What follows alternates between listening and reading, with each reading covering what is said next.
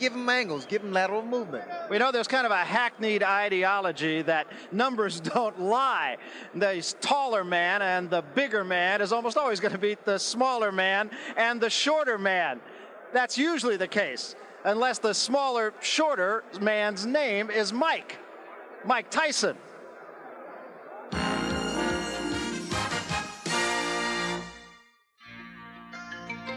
Most competition is governed by feet and inches. From goal line to baseline, from foul line to finish line, the outcome is often the result of these boundaries. But in some sports, the measurements of the human body are thought to be of greater value, such as in boxing, where every portion of the fighter's anatomy is recorded and critiqued. For Mike Tyson, the most scrutinized measurement of all is his height. Is he really 5'11 and a half as reported, or is he shorter? For the press, it's become a very popular question.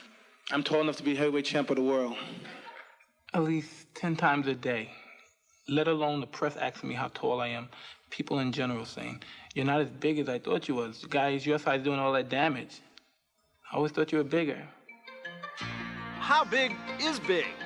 Well, if the average male height is 5'9" and the average heavyweight champion is 6'1" 3/4 inches, then how tall is Mike Tyson?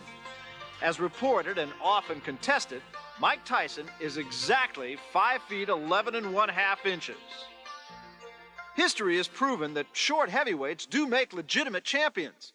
At 5'7", Tommy Burns is the shortest boxer to ever wear the heavyweight crown. A former middleweight champ, the 175-pound Burns successfully defended his heavyweight title 11 times before losing to Jack Johnson. Standing 5'10 1/4, Rocky Marciano is heavyweight boxing's most remembered short champion. But short only in stature, for in the ring, heart and determination overshadowed height, or lack of it. Like Tyson, Joe Frazier also measured 5'11 1/2. Known for his left hook and devastating body punches, height was of no object when this heavyweight connected. Tyson's opponents have averaged 6'2 1/2, and only 2 have stood less than 6 feet. In boxing, it is often said that the taller fighter has a height advantage. But in the Tyson camp, these fighters have a marked disadvantage.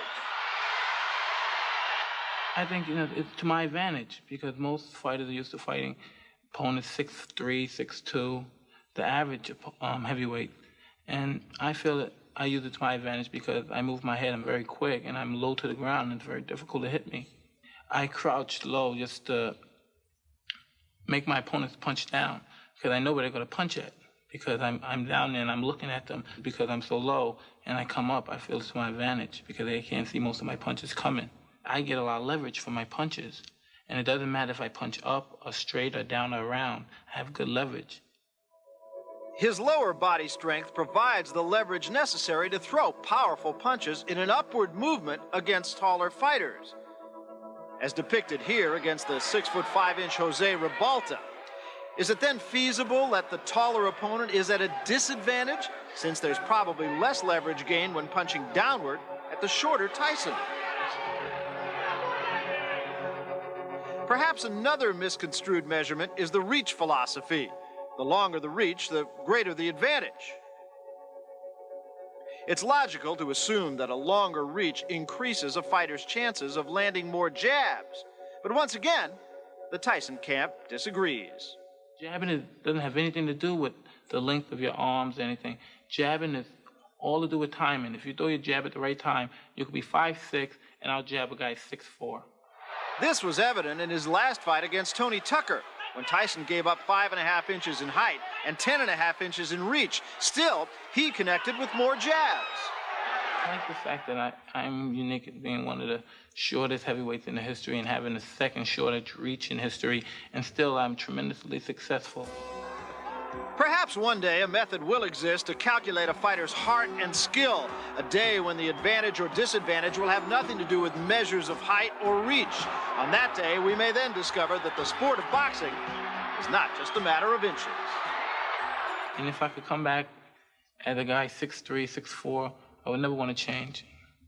When I was younger, I used to always say, God, I'm just a midget. I'm never going to grow. I'm never going to be anything because I'm too short to do any kind of sports, anything. But then, I started believing in myself, and things worked out right.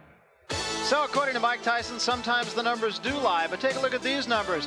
The opponents that Mike Tyson has fought who are over 6 feet 4 inches tall, as Biggs is tonight. Tillis, who is 6'1", a decision in 10 rounds. 4 of the 5 names that you see, Tucker Smith, Rebalta, Green, and Tillis, went the route with Mike Tyson. And tonight, Mike Tyson at 5'11.5", that's legitimate, 6'4 3/4. Tyrell Biggs, the reach, Mike Tyson says it won't make any difference. Challengers, have just not fared very well in this bastion of Miss Americas and bus tours. Georges Carpentier came and went back in 1921, and Scott Frank was sent packing by Larry Holmes in 1983. Well, tonight, Tyrell Biggs tries to turn a gold medal into green pastures as he takes on Mike Tyson for the undisputed heavyweight championship.